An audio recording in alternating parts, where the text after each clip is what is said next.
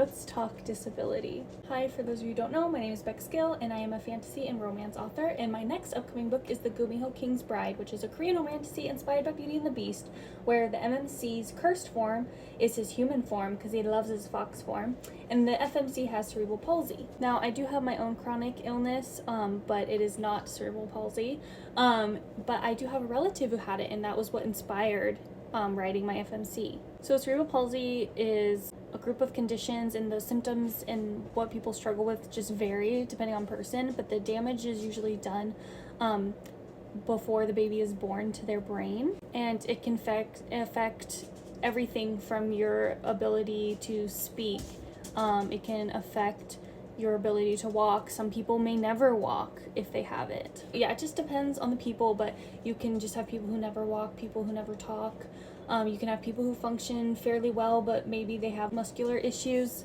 And there's no cure, but there are treatments, and obviously physical therapy helps a lot when people have musculoskeletal issues. And it is a very big passion of mine to try and include lots of different illnesses, diseases, and disorders in my books, ranging from my debut duology. In the second book, the FMC gets a chronic illness that very much mirrors my own experience.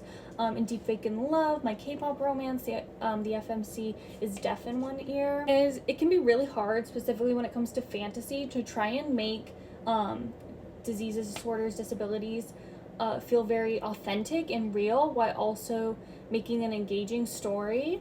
Because if truth be told, when you do have a lot of these things, you're probably not going to feel up to going on epic quests and participating in epic battles because of dealing with pain. Yeah, so it's a really hard thing, and I know everyone has different opinions on like how those things should be handled and what good representation looks like. And in this book, the FMC goes through 9 trials for the 9 tales of the Gumiho, and those were really hard to come up with because I wanted to be very authentic to what her physical capabilities would be like, and I wanted to also kind of give a unique take on trials, because oftentimes they're like battle involved, like obstacle course involved, slay a magical beast involved, riddle involved, and so this one is trials more of like character, which I felt like also really aligned well with a lot of like themes in Korean like folk tales as I was like researching and stuff.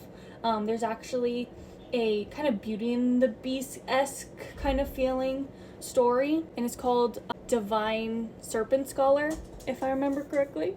So yeah, I hope everyone who reads this book will feel loved. You are worthy of being the object of fairy tales, epic battles, and quests, and romance.